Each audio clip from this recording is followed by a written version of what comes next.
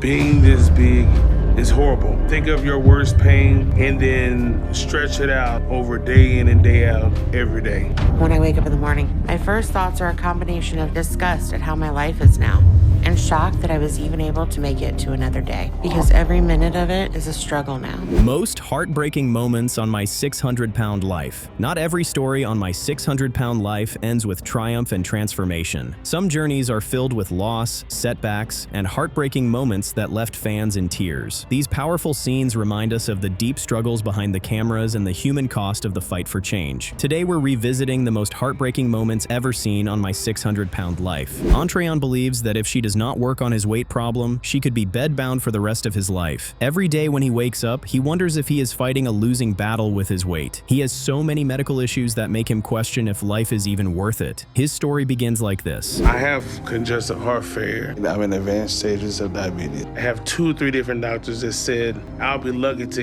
even see 40. The worst is already beginning to happen.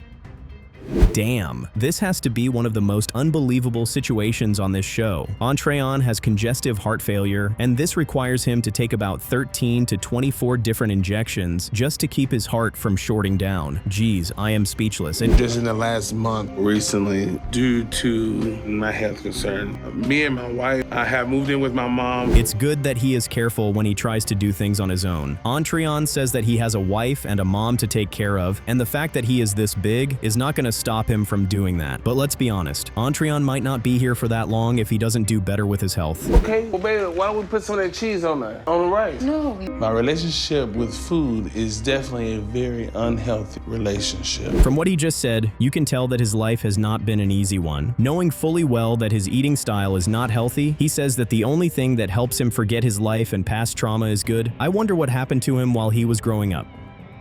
Keep on. It was a church-going family. My grandparents and my mother definitely kept me in church a lot. Every Sunday, we can guarantee that we was there at church. And so that was a good thing. It helped me stay grounded. Aha, now that explains it. Entreon's mom says that food was always available in their home. Almost everyone in the house was a cook. But what really started his eating problem was the fact that, as a child, he got everything he wanted, both the ones that were not good and the ones that were good. Being big helped intimidate customers who came to steal things. And that's when I started to have health issues of my own. And I got diagnosed with congestive heart failure. Men, am I thankful he didn't follow through with his attempt to take his life. Entreon says that after he lost his job and was diagnosed with his heart disease, and his doctor and the time told him that she couldn't help him anymore, he wanted to end his life, but God came to his rescue. We have been going strong over 2 years, but at the same time, I began gaining weight. And then it just gradually kept going up. You know what the rice is missing? I love that. It's always good to have a partner who wants the best outcome from everything. Entreon's wife says that she thought her husband would change over the years, but he hasn't. Now he wants a family, and the only way she is going to agree is if he decides to lose weight. This thing is, I need you to stand there with her. So she's saying no to a wedding, and I understand it because that's wedding. You want to be able to stand. And if he could, it wouldn't be very long. Man, imagine being in a constant battle with yourself. It must be really challenging for him to be in such a sad situation. One thing I know is the fact that Entreon is a strong man, and he is definitely going to make the right decision because at this point he doesn't have much of a choice. I know that it's going to be painful, and I'm not looking forward. I just know that I need this help, and I don't have another plan besides getting it. I give you the keys. Entreon is about to make a 7-hour drive to Houston, and the crazy thing is that he hasn't driven that far and that long in a very long time. He is worried that his body is going to go through a lot of stress. The good side to that is that he is going to finally see Dr. Now. Hope is that my weight hasn't gotten so far out of control that Dr. Now won't even agree to help me. Damn, that's actually a lot. Entreon makes it to the hospital, and when he checks his weight, he is in disbelief. He weighs over 700 pounds, and you can see it on his face that he is scared that the doc might give him some bad news. It sounds like Entreon has had opportunity to get help with his weight in the past. And what's concerning me is... Well, we can't argue with that. Entreon has had so many opportunities of trying to work on his weight, but he keeps waiting for a miracle to happen, and the doctor is definitely now going to give him that. He either puts in the work or deals with the consequences. Figure yourself. You know that you can easily lose more than that. Okay. But minimum 80 pounds in 2 months. And if you do that, then we're gonna work with you. Phew, that's finally over. There was a lot of scolding, but at least the doc was able to pass the message. Now he wants Entreon to lose 80 pounds in 2 months. The big question now is if he is going to put in the work or continue to expect a miracle. And when we get halfway, I'm giving you this ball. No. You know, that wasn't so bad. Moving my body all those ways when you haven't worked out in so long. We've got to hand it to Entreon. He is actually putting some serious effort into burning down some of his weight. I mean, it's not easy, but you can see that he is actually determined to lose weight and meet his target. That's really good for him. I'm not able to do that. I think I'm ready to do it. I hope I am. Seeing him smile just makes me happy. Entreon is finally able to leave his house conveniently. He goes with his mom and wife to church, and you can see him at his best. Who knows? He might become the pastor he always wanted to be after all. And so I slipped up on some of my diet, but I still worked hard to do my best. And I'm hoping to see some good result. Maybe even a little bit better than last time. And just like that, his dreams of getting his weight loss surgery come down crashing. Entreon says that there has been a lot of celebration in his life recently, and that has caused him to go out of his diet. Seems like he is about to pay the price. Let's hear what the doctor has to say.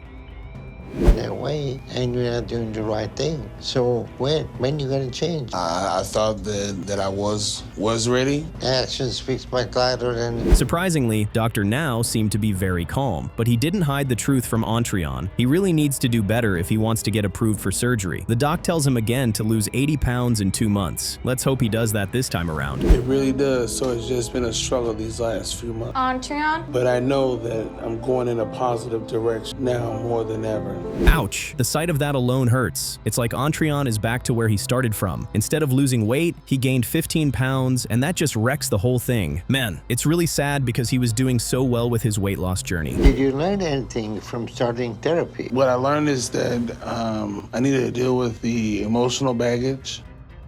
Stephanie's biggest fear is that she might not wake up on a random morning. Every time she sleeps, her weight puts so much pressure on her chest and lungs, resulting in so much pain when she wakes up. Is this going to make her work with Dr. Now to get better? Let's find out. Stephanie's story begins like this. I live with just my kids, but my mom and stepdad come over just about every day to help me do what I need. Honestly, I'm glad Stephanie does not stay all by herself. She is surrounded by her kids. Her mom and stepdad also drop in every day to help her with anything she needs. She might weigh a lot, but at least she has a family that loves and cares about her. There's so much danger with the way that her weight is right now. Her weight affects my life. And that's what she really needs. Stephanie needs all the love, support, and care she can get at this point. Her mom says that she has put her life on hold to make sure that her daughter gets all the support she could possibly need. In situations like this, family is everything. Yeah, sit down for a second. I catch my breath, I let my body feel a little better, and then I get up. Feel better? 1, 2, 3.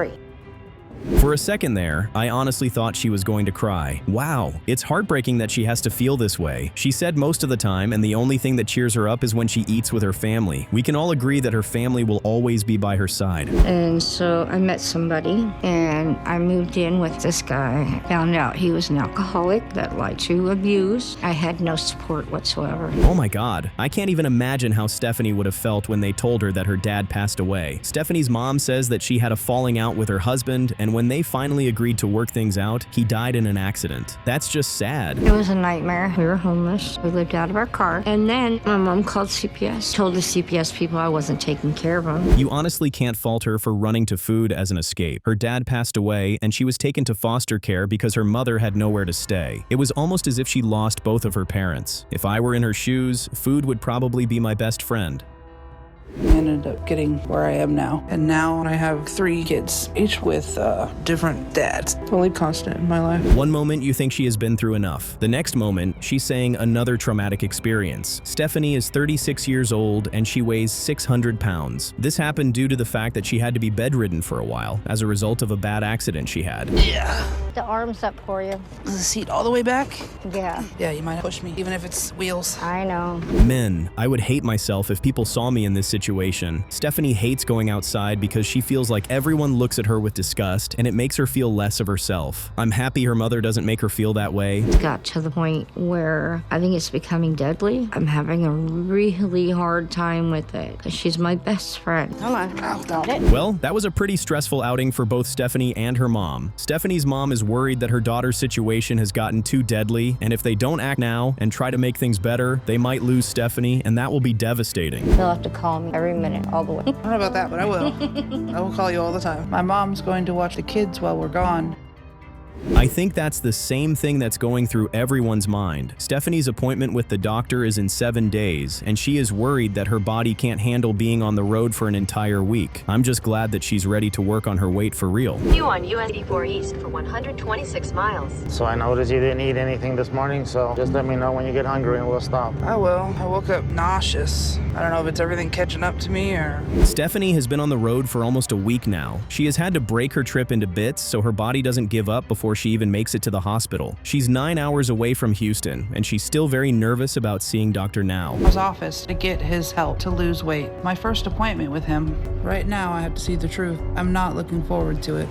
Well, on the bright side, that's not her worst weight, so there's still hope. Stephanie is embarrassed by what she currently weighs. She's second-guessing the whole thing and hoping that the doc still wants to put her on the program. We can all agree that Dr. Now is not pleased at all. He says that her eating habit is the worst, and on top of that, she has a family that enables her to eat in a very unhealthy manner. Looks like he is about to put a stop to all of that. I saw Stephanie. She came from Washington. It took her 6 days to get down here. And she came here with her stepdad, and she So far, she's actually been making a reasonable amount of progress. Stephanie says that she can't go to see the doc for a follow-up appointment because her mom is sick, and there's nobody to take care of her kids if she heads back to Houston. tried to call you several times and never got the answer. So what's going on with you? A lot. My phone broke, so I didn't have a phone for a while. Dropping down to 530 pounds is actually very impressive. Stephanie's mom is still under the weather, so she decides to video call the doctor. It seems to me like the doc is pleased with the progress she has made so far, but of course she still needs to do better. Last time I was at 6'11", and Dr. Now gave me a goal of losing 50 pounds in 2 months. Damn, even she can't believe what the scale just revealed. She makes it to the next doctor's appointment, and instead of losing weight, she added more weight than the previous time. Man, Dr. Now is not going to like that. There is going to be something that we're going to try to work with both of you to make you healthy and do that. Okay. Okay? Okay. So stick with the diet. Like I said, the doc was not going to be pleased with her progress. Dr. Now believes that Stephanie is not ready to take charge and do better with her journey. He says that she plays mind games, and she is not ready to do better for herself. Looks like she might not meet her target after all. In the end, she's just looking for someone to come in and solve her problem and do the work for her by giving her weight loss surgery. And that's not going to happen. In the morning, help her go to the bathroom. And then I bathe Joyce probably 2 to 3 times a week. It's a very long process, and by the end of it, Joyce and I are both exhausted. We are instantly pulled into the bleak reality of Joyce's day-to-day existence, and it is nothing short of heartbreaking. Even something as basic as bathing is turned into a humiliating ordeal. Her caregiver, Dawn, is forced to scrub her in sections, carefully drying the folds of her skin with a hairdryer just to keep mold from growing. That image alone tells you everything you need to know. Joyce's body has become her prison, and simple hygiene is now a dangerous and exhausting operation. The loss of dignity and constant threat of infection is almost unbearable to watch. When I was 8, my mom and stepdad left my stepbrother to babysit me. I went to sleep and I woke up with him sitting on my bed, and he was rubbing my back. By the time Joyce was only 8 years old, her innocence was shattered by alleged abuse from her stepbrother. For years, she pushed the memories deep down, but eventually they resurfaced in the form of terrifying nightmares. When she finally revealed the truth to her mother, the response she received was a dismissive silence. No outrage, no protection, nothing. Imagine that level of betrayal. Abandoned by her mother when she needed comfort the most. Sent away to live with her grandmother, Joyce was left without love or justice, finding food as her only reliable shield against pain. I can start the lasagna.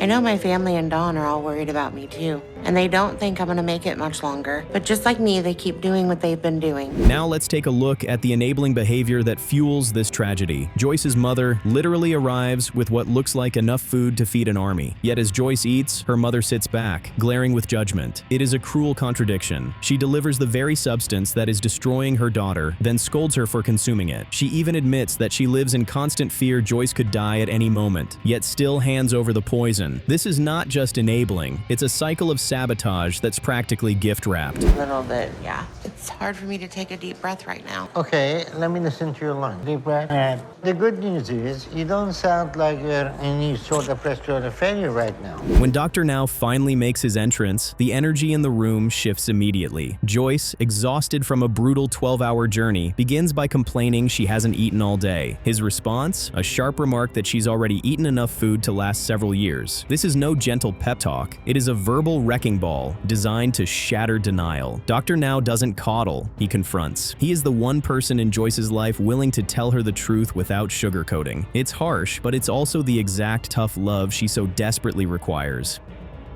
You're still not doing everything you need with physical therapy. Why is that? I really am trying, but my breathing is still a struggle. And sometimes with physical therapy, it gets a little, Get short-winded? And right away, the resistance begins. Even in a highly controlled hospital environment, Joyce pushes back. Dr. Now calls her out for refusing to cooperate with physical therapy, and her excuse is that she can't breathe properly. His answer is painfully obvious. Losing weight would help her breathing. Still, she insists she's trying. What we see here is addiction laid bare. The excuses, the deflection, the unwillingness to endure discomfort. She wants change without sacrifice, results without effort. It's the classic self-sabotaging cycle, already revealing how deeply her dependence on food controls her life.